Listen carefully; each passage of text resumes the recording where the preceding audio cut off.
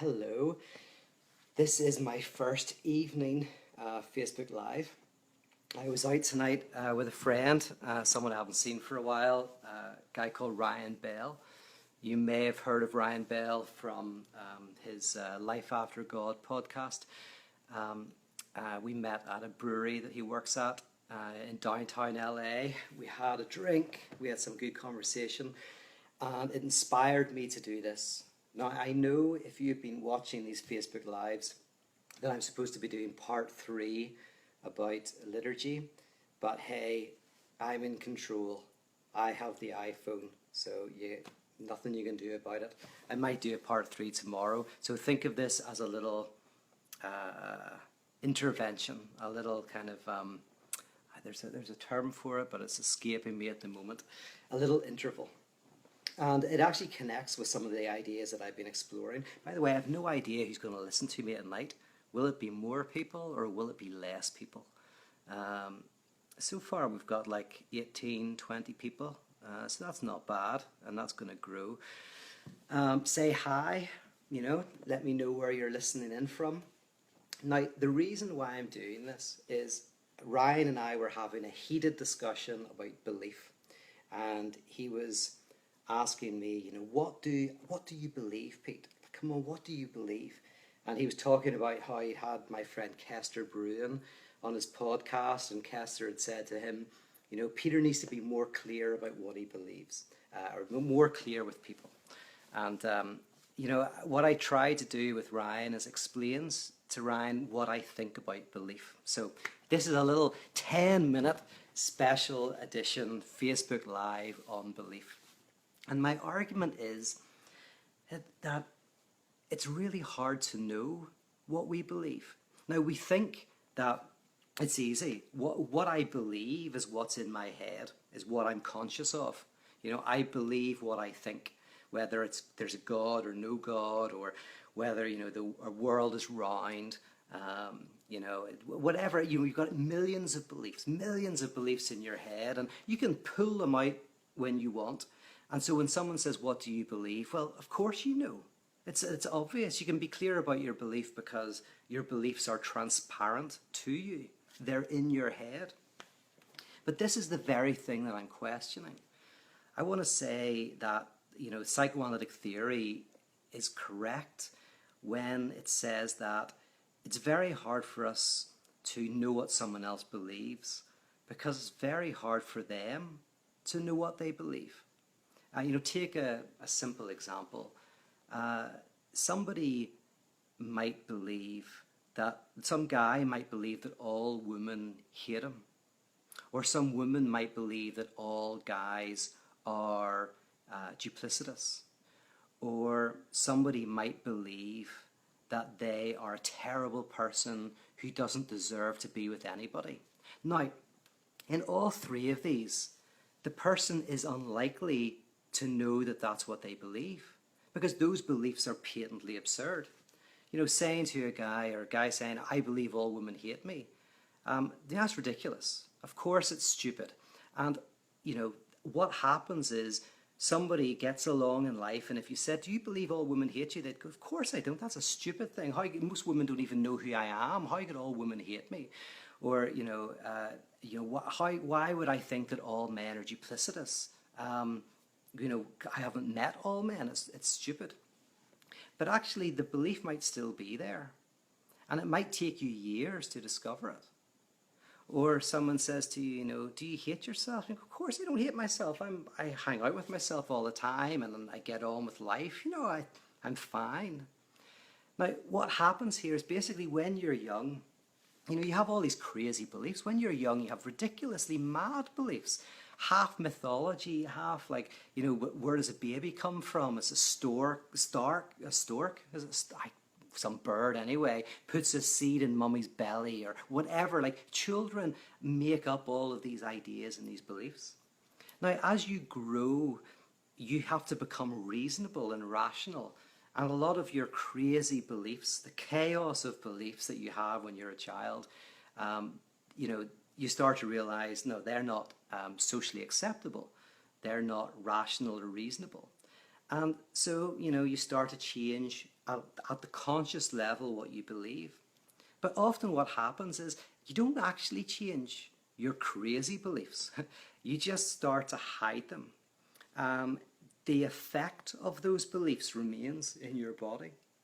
So something happened when you're a child that makes you think that all people of the opposite sex dislike you, or that you're a horrible person and nobody could ever love you.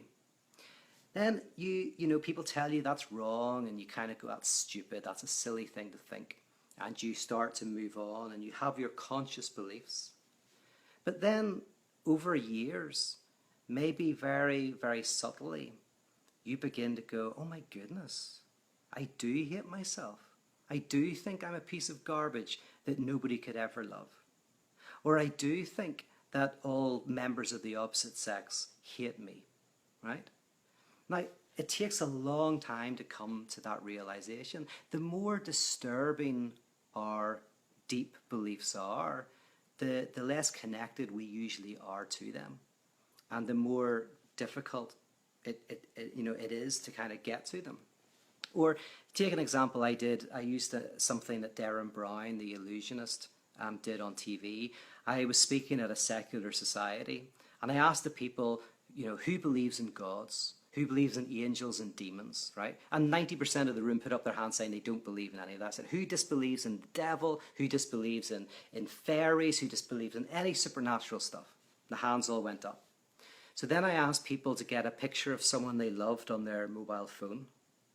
And after they'd done that, I took an envelope out of my pocket, I opened it up, and it was a satanic prayer, a satanic curse from the 16th century. And I said, okay, this is a satanic curse that is used to bring catastrophe on people you hate. And so what you would do is you would bring to mind the person you're thinking of, you would say this curse, and terrible things would befall the person. And of course I said, so who wants to come up and do the satanic curse over the person on their mobile phone? And the room is quiet and nobody moves. I'm like, I'm not telling you what I believe, I'm telling you what you believe. You told me you don't believe in any of that stuff. So why are you scared of saying some ridiculous satanic curse, right? Because deep down, actually, they still grew up in a religious family, a religious background, and even though they don't think they believe, it's still there. My friend, the comedian Elliot Morgan, he has a joke where he says, I grew up in Florida, he said, in a very religious family. He says, I don't believe in God anymore, so the only thing I'm sure of is that I'm going to go to hell, right? And I encounter this often in real life. People say things like, I don't believe in hell anymore. Does that mean I'm going to go there, right? Because they don't consciously believe, but the belief is still functioning within them at an unconscious level, at a level that they don't understand. So somebody might think they're a theist, for example, they believe in God, but deep down, they have questions and concerns and thoughts. Or somebody might think of themselves as a die-hard atheist, and yet, whenever their child dies, they find themselves actually going back to the faith that they thought they'd left behind. Now, there's nothing wrong with this. This is not me saying that people are hypocrites or anything. It's like, this is the nature of being human for most people, for people who are neurotic, is that we don't know what we believe. If we're psychotic, we're usually more in touch. This is called rationalization. Rationalization is where we attempt to find the easiest explanation for our activity. We don't go deep. We just kind of find a surface reason. So there was an experiment that was done around Freud's time where they hypnotized people and got them to carry an umbrella up in a room. They walked around, and then they'd take the person out of hypnosis and they'd ask, why did you do that? And the person would say things like, oh, well, I wanted to see if the umbrella worked. I was thinking it might rain tomorrow, and I wanted to see if there was a hole in the fabric. In other words, they did it because actually they were hypnotized, and somebody used their voice and their authority to override their superego and take control to some extent of their actions, of which they were dimly aware. But when they were taken out of the hypnosis, their mind had to find a reason to believe that was more acceptable than the reality. So I was talking with Ryan about this, and he was in a debate. He was in a debate with a religious person, and the religious person was saying, I believe in God because, how do you explain consciousness if there's no God to create consciousness? And how do you explain somebody rising from the dead after 3 days if it's not God, right? Now, this person was saying that they believed in God because they were confronted by the enigma of consciousness, and this is what led them to their belief. Now, that might be true, but I think it's highly unlikely. It's more likely that someone believes or doesn't believe because of the way they were brought up, the books that they read, the stories that were read to them when they were children, what the people around them believe or don't believe. But what happens is that's not a very acceptable idea to us. So what we often do is we find reasons to justify the beliefs that we already have. So we pretend to ourselves, so we find evidence to back up what we already believe. And then we pretend to ourselves that we believe because of the evidence, when in fact we already believe. It's like on Facebook. Social media has become terrible with clickbait. So much clickbait. But what you find is so many people sharing news articles, usually very bad opinion pieces, that back up what they already believe. The opinion pieces can be, which on whatever side of the argument we're talking, they're usually not that good. But what we do is we're susceptible to finding any opinion piece that backs up what we believe and then share it on social media, rather than maybe share a piece that challenges our beliefs, causes us to question what we think.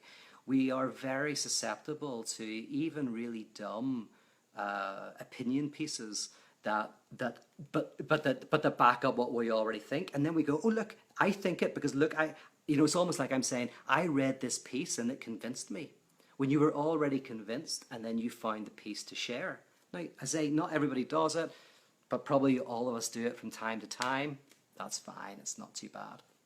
But to actually know what you believe, this is the Socratic thing, is that, a life unreflected is a life unlived, that actually we don't really know ourselves. I mean, it sounds stupid because you're with yourself all the time. So how can I not know myself? I hang out with myself all the time. But the Socratic and the psychoanalytic idea is we don't really know ourselves. And we don't really know what we believe. I say that, I love my neighbour. My neighbour's great. I think they're fantastic. But, you never actually call round.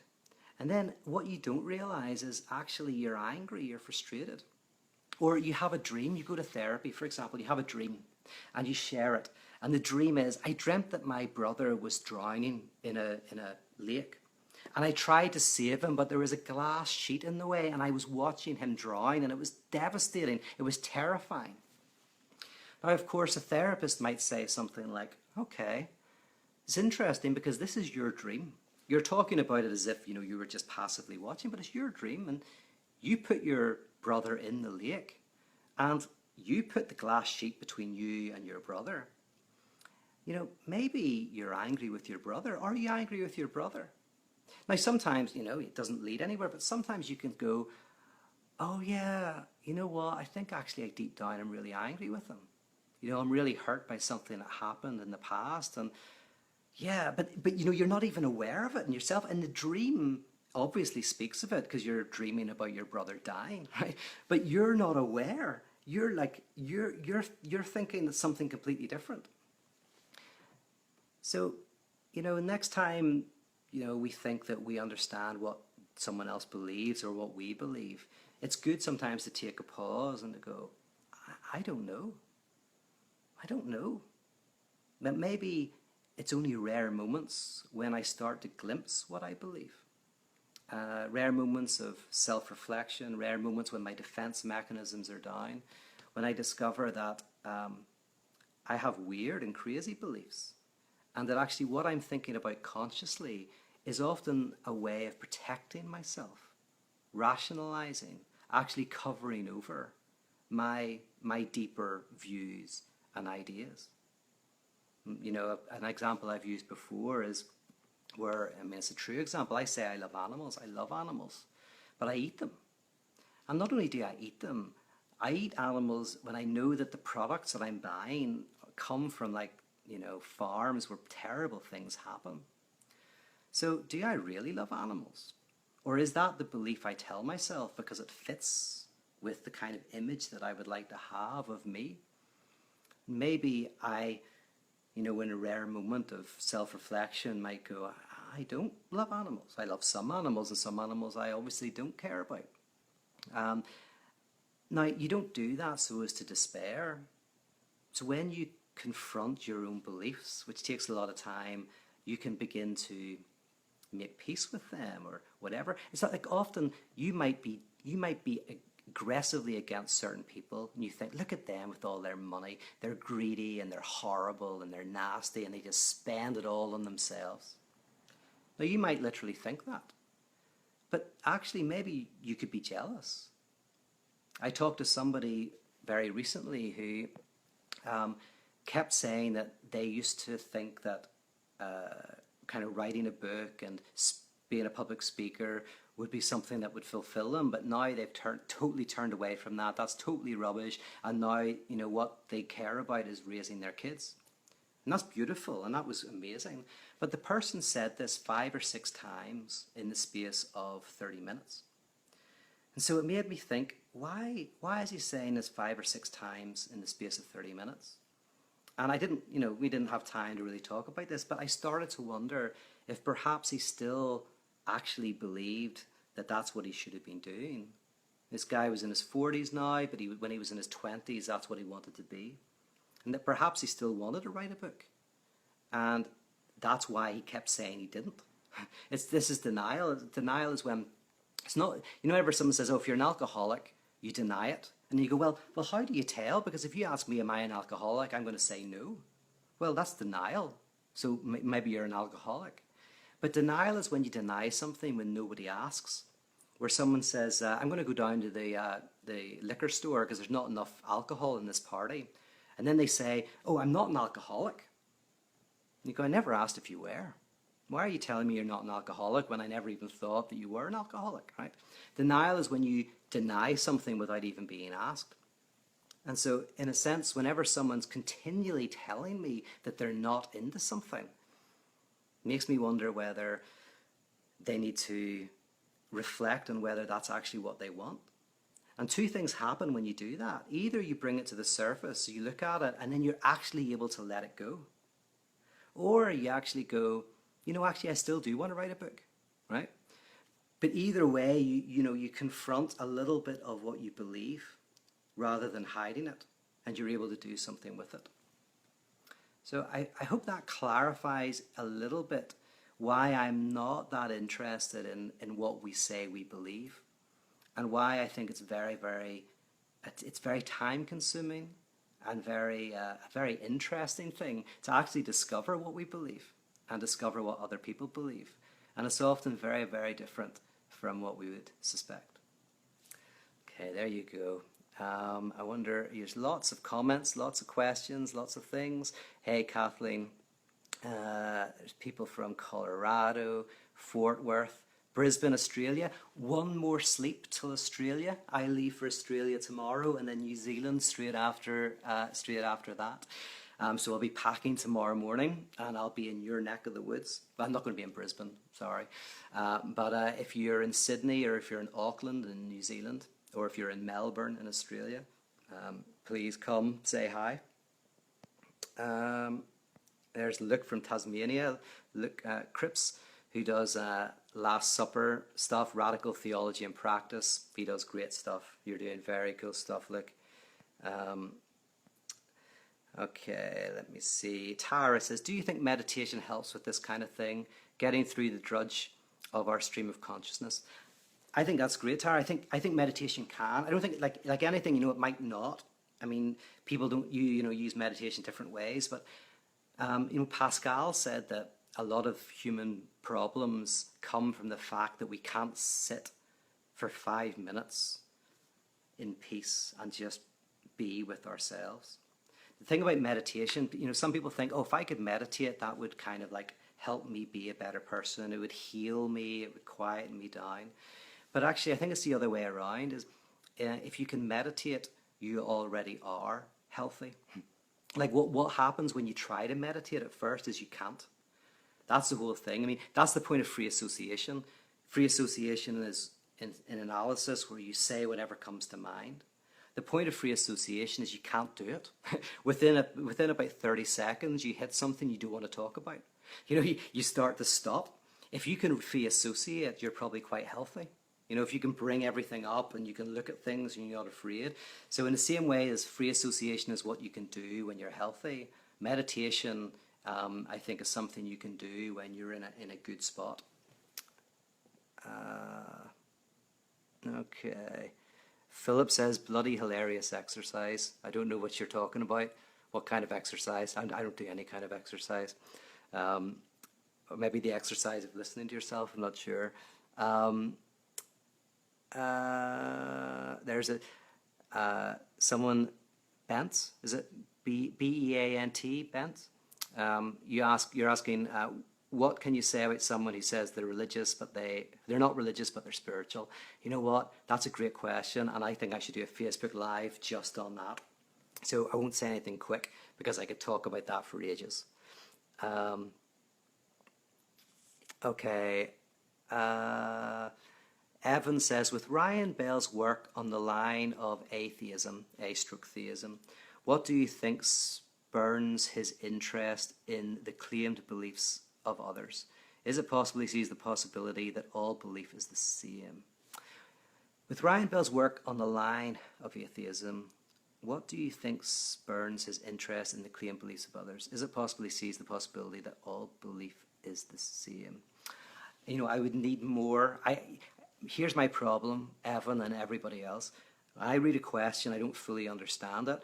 I sometimes think that I do, and I answer, and then I'm really embarrassed because I completely don't answer the question that you're asking. So out of fear that I will interpret that in a way that's completely different from what you mean, I will avoid doing it. That's a first for me, but I've noticed it in myself a few times. I misinterpret people's questions. So Daniel says, to play devil's advocate here for a second, what do you think Paul meant when he said it is by grace you're saved through faith? This is where I'd have to refer you to my talks on faith. See, faith, for Paul, I argue, faith is completely nothing to do with belief at all. Belief, so what we think faith is today is faith is having belief in something without adequate evidence. So I would say, I have faith that there's cheese in the fridge. My housemate might have eaten it, but hey, I think it's going to still be there. But faith, from a theological perspective, is just on a completely different plane. It's nothing to do with belief whatsoever. Faith is, in Paul Tillich's terms, an ultimate concern. It's a mode of being in the world. But I can't get into it. It's a very, very good question, but that's the problem. It's too big a question. But I've done lots of talks on faith. You can find them. Promise. I think I've done some Facebook Lives on them, or I've got some talks on my website. So find where I talk about faith and also grace. I mean, I've talked about grace elsewhere as well. But needless to say, I don't interpret that in a religious way at all. I don't interpret that as to do with belief. In fact, Bonhoeffer was the one who he found it completely ridiculous that contemporary Christianity thought our beliefs were in our head. Bonhoeffer says that actually the biblical tradition is your beliefs are in your heart. They're manifested in what psychoanalysts call the symptom. They're not manifested necessarily in your actions, because your actions can lie, but your symptoms can't. So your outbursts of anger, your outbursts of tears, your bad back or your migraine, these speak truths that we cannot speak. So it's very deep in the biblical tradition that what you believe is not on the surface, but somehow what I say in the biblical tradition is called the heart. In psychoanalysis is called the unconscious. All right. I probably have taken up more time than I should have, but I really appreciate you checking in. I should try and get an early night so I can get up, get packed, get ready to go to Australia. Remember as well, if if you're interested in kind of coming and seeing me, I'm traveling all over the place. But the best thing is Ireland. Come to Ireland at my festival. It'll be a lot of fun. Take care, and I'll maybe try and do one more of these tomorrow before I leave. All right. Night night. Sleep tight.